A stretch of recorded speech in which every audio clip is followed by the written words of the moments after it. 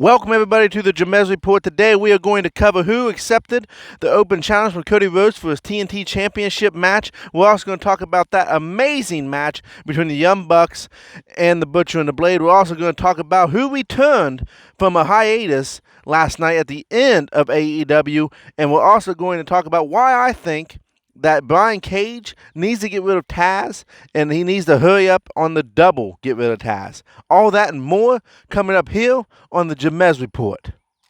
So, as you notice, I'm wearing my Rey Mysterio shirt when he had both eyes still on the prize. I love the shirt. It's nice and comfortable. You don't need to know that, but I thought I'd put it out there anyway. Last night on AEW, they opened up with a TNT Open Challenge match.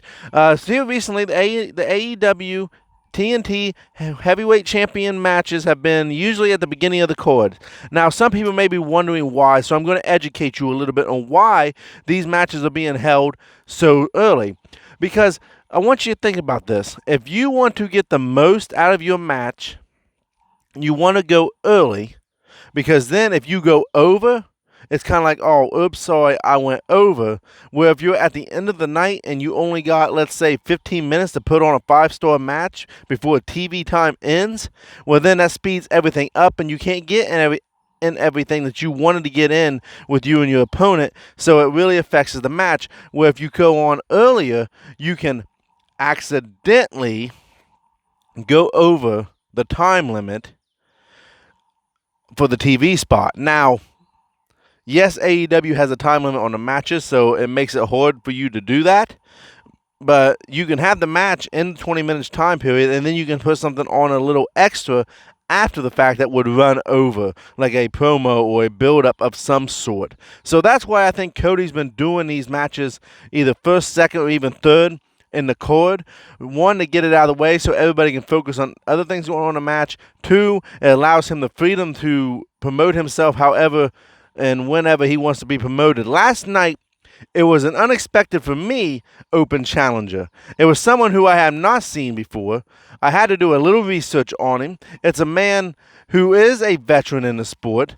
He has been around for a little while. He was part of WWE. He never debuted as far as I know, so if someone does know that, please correct me if I'm wrong. He was a bigger star in Impact Wrestling, and he's traveled around. His man is Eddie Kingston. He's an independent wrestler. He's not officially part of AEW. And let's just say he's pretty good on the microphone. He tore Arn Anderson and Cody Rhodes up on the microphone last night. He is gifted with the gift of gab, to say the very least. He has 18 years of experience. Impact is what he's most known for, where he was known as Kingston. But let me tell you something. This was an awesome match. It was put on very nicely. You could definitely tell the veteran in Eddie Kingston was showing through, and the veteran in Cody Rhodes was showing through. And this was a no disqualification match, so they've been teasing a Cody Rhodes heel turn. But this allowed Cody Rhodes to not really be heel, and allowed Eddie James to get the heat on him, but still allowing Cody Rhodes to get some of the heelish type moves in without it being out of his character, to say the very least. This was a great way to open up AEW. And overall, AEW was a very solid show. From the beginning, from the first match all the way to the last match, I was entertained. I was drawn in to the matches. And it was just a great show altogether. I feel like everybody came together. Everybody did just put their best foot forward. And that's something that you need to know about Eddie Kingston. He went out there with an opportunity to prove himself, to possibly earn a contract with AEW, and he went out there and did just that. I believe that man went out there knowing he had an opportunity, and him being a veteran in the sport, he didn't go out there thinking, oh, whatever, it's just like the rest. No. He went out there knowing that he needed to make a name for himself on AEW, make an impact, and get signed, possibly, maybe, most likely, in the future. He put on a heck of a performance last night. Never knew who the guy was. Where has this man been at? I know I said he's been an Impact, but my word. Woo. He put on a very good match, and it was very surprising, in a good way. Now, I was really surprised by Jon Moxley's promotion. He was still kind of going promo. He was going after Brian Cage still a little bit. I really believe that he needs a new opponent after what happened with Brian Cage. Like I said, the way they handled the Brian Cage stuff, I just feel like that did not get handled in a very good way. I don't believe Brian Cage got handled in a very good way against Jon Moxley. Still don't. I kind of understand the logic. They was trying to make him look strong and protect him, but by still having him lose to Moxley without him tapping out, without him getting his arm broke, without him getting pinned. But why not let him get his arm broke in a storyline setting? And that way you say, man, he didn't tap out. He didn't win the match, but he didn't tap out. This man's tough. When he goes through a little bit of a thing where he just doesn't wrestle and he works on his background skills. We're going to get more into Brian Cage in just a little bit. Also, by the way, if you guys are enjoying this content, hit the like button, hit the subscribe button so you never miss a Jamez Report. Anytime I drop a video, you're the first to know. It's absolutely free, doesn't cost you anything, and it helps me out. Now, MJF is going down an interesting hole, an interesting storyline of he's never been pinned or submitted in a singles match. He has been beat in a tag team match, but he's not been beat in a singles match. So, that being said, I'm interested to see where this goes. This could set up a great rivalry between him and Jon Moxley. It could set up another rivalry between him and Cody Rhodes, which I highly doubt. I think they will stay away from that aspect of things. So, well, I'm interested to see what's going to happen with MJF. Now, we're going to get into why I think Brian Cage needs to get away from Taz. Last night, Taz comes out, though. And I'm getting ready to do something, and I want you to envision right next to me that Brian Cage is sitting or standing right next to me, and I'm right here in the camera talking. Now, are you going to be focusing on Brian Cage, or are you going to be focusing on me? I'll answer the question for you. You're not really going to be paying attention to what Brian Cage is doing. You're going to be focusing on me because I'm right here in your face in the camera. Now, when I back up, it allows you to see Brian Cage. It allows you to see what he's up to. It allows you to see his size. Last night, he did a better job than what he has done to get himself kind of recognized. He was kind of on his shoulders. He had the FTW championship on. But Taz was still up in the camera. He was blocking out Brian Cage. Now, if that's not Taz's fault that the camera's getting that close to him, then Taz needs, as a veteran and as a manager, needs to step away from the camera. And then after the show's over, tell the camera people, look, you cannot get that close to me. Remember when you used to have the Ultimate Warriors and, well, not really the Ultimate Warriors, but the Road Warriors. And they would stand back there, and the managers, anybody with a manager, they stand back. The camera's not right up on them. AEW needs to either fix the camera work, or Taz, being the veteran in this position and the manager, needs to step back. Look at Lance Archer and look at Jake the Snake Roberts. When Jake the Snake gives a promo with Lance Archer, last night was a promo actually with Jake the Snake and Lance Archer. Jake the Snake stood behind or side by side Lance Archer, and Lance Archer stood in front of Jake the Snake. Not enough to block him out of the view, but so you get your attention on Lance Archer. That's someone who knows how to get attention on himself. And Jake the Snake, being the veteran that he is, knows that there's a time for Lance Archer to shine on his own. And knows there's a time that he needs to step up. And he knows right now, at least in that promo, that he had to step back and let Lance Archer be Lance Archer. And Lance Archer went in the locker room, beat up a bunch of scrubs, threw a guy through the flipping ceiling, and had the ceiling tile coming down, then threw the same guy into a trash can, and walked out and said, is that what you wanted to know? Is that what you wanted to ask me? And Jake the Snake stood back and he commentated like, oh, wow, and he tried to hold Lance Archer back. Now, let me tell you something. Let me give you a scenario. I want Jon Moxley defending his AEW championship against Lance Archer. Yes, Lance Archer just had a title match against Cody Rhodes for the TNT Championship, but Lance Archer, I was a little slow on him at first. I didn't quite know for sure, but now the man's a star. Give him the belt. Right now, if anyone's going to beat Jon Moxley in AEW, it's Lance Archer. Hands down. hands down. But Brian Cage either needs to have Taz step to the side in the background and say, look, they're not paying to see you all the time, Taz. I'm getting a paycheck too. I need to get noticed as well. Excuse me. I need to get noticed. I need people to know who I am. Let me cut a promo. Step back from the camera. Taz should know this already. Taz is a veteran in the sport. You've heard me say it. Step back. Either they need to come to Jesus meeting with each other backstage, or they need to go their separate ways.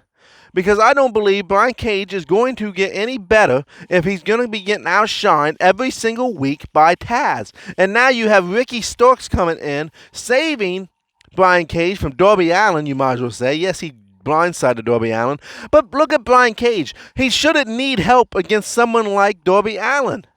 I'm not saying, and that's not a knock towards Darby Allin, but it only makes logical sense. Someone has the size of Brian Cage. Brock Lesnar doesn't need help from somebody coming down and saving him from a guy like Ricochet.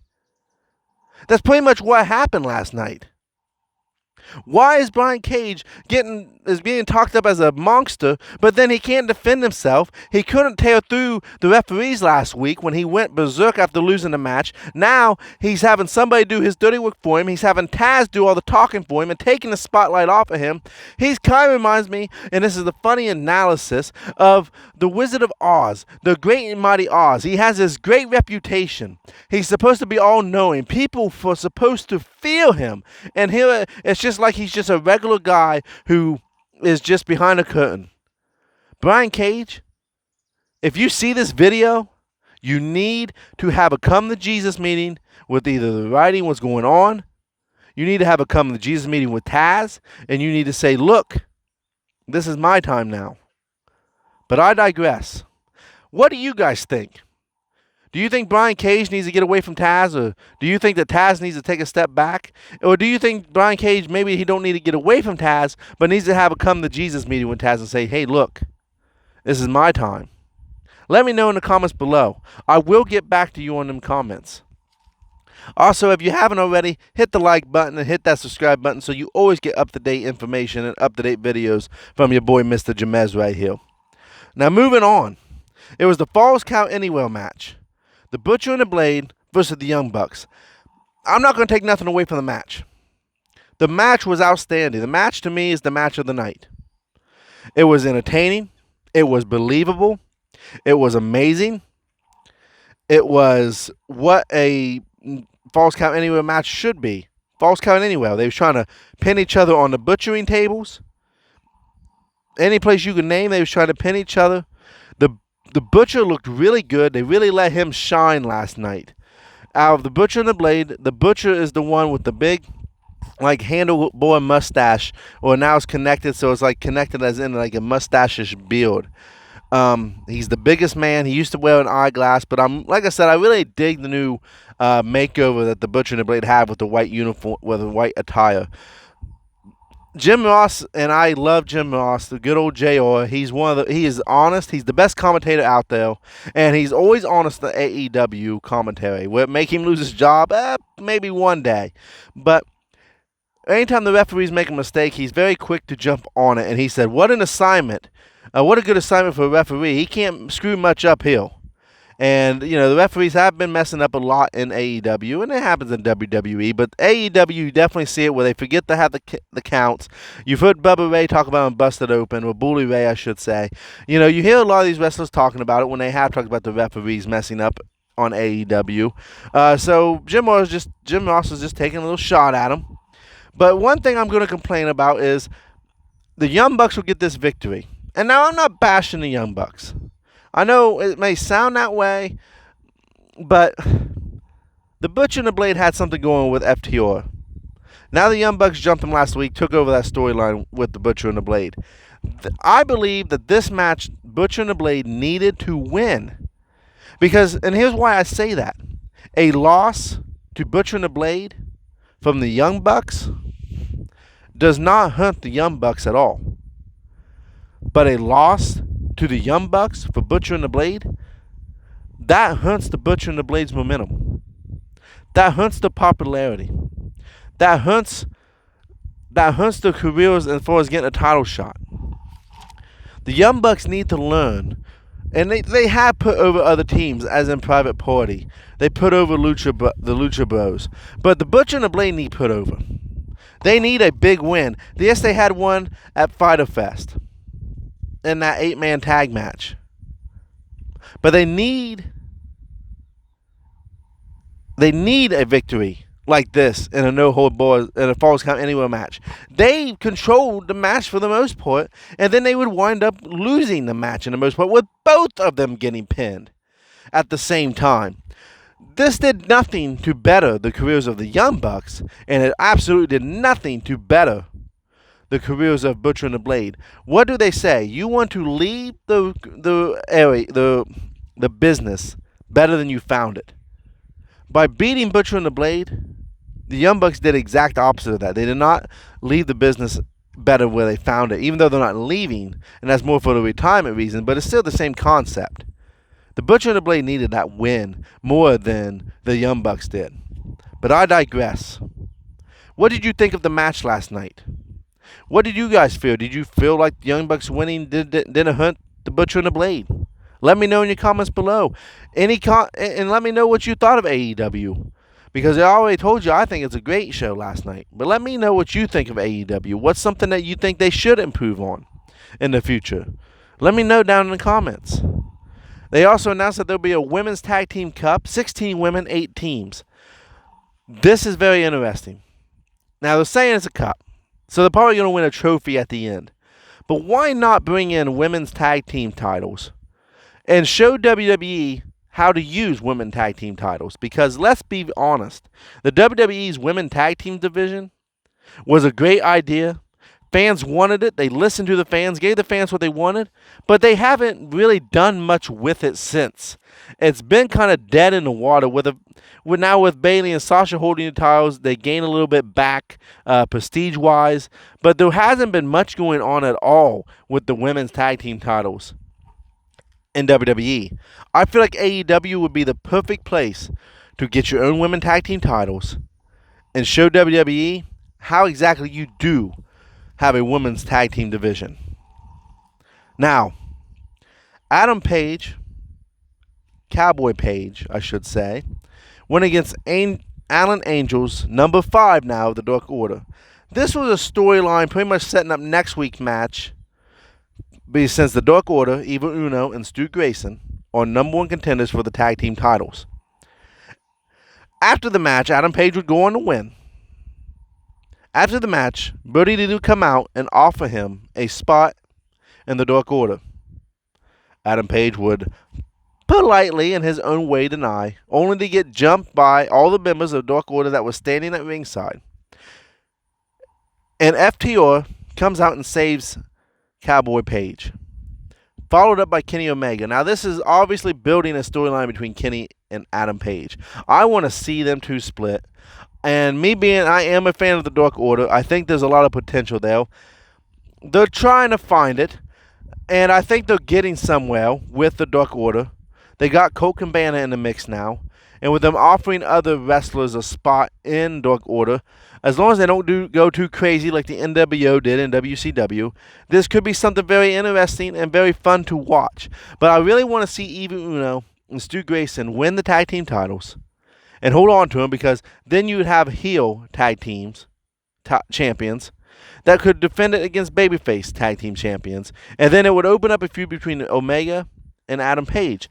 Do I think it's going to happen? No. Do I think it should happen? Yes. But that's for another conversation, another time. On to the main event. It was the Jurassic Express, which would be Luchasaurus and Jungle Boy, versus Chris Jericho and Jake Hager. This was another great match from AEW. They put on an outstanding match for the main event, and it felt like a big main event feel. The Lucha Express would go on to lose, as they always seem to do in these big match occasions. I wasn't against it. It made sense. It's logical.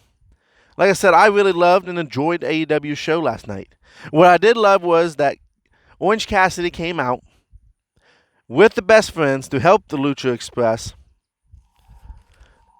I say Lucha Express, the Jungle Express, and helped them out. They was getting jumped by the Inner Circle.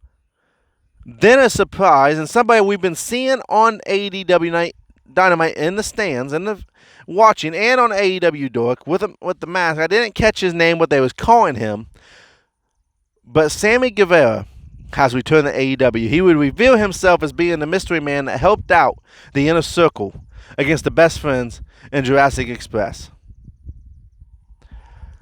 It was it was something predictable once I figured out what was going on. I did predict it, but it was a nice way to bring him back into the mix. So overall, AEW did an outstanding job. I have yet to watch NXT to compare, but based on what I seen last night, AEW put on a very tough show to beat. Once again, before I shut this podcast down, hit that like button. Hit that subscribe button so you always get up-to-date videos when they drop. And it helps me out as well. And it's absolutely free. Things are better when they're free. And I want to thank you all for tuning in. I want you to have a great day. Stay safe out there. And I'll catch you next time on the Jamez Report.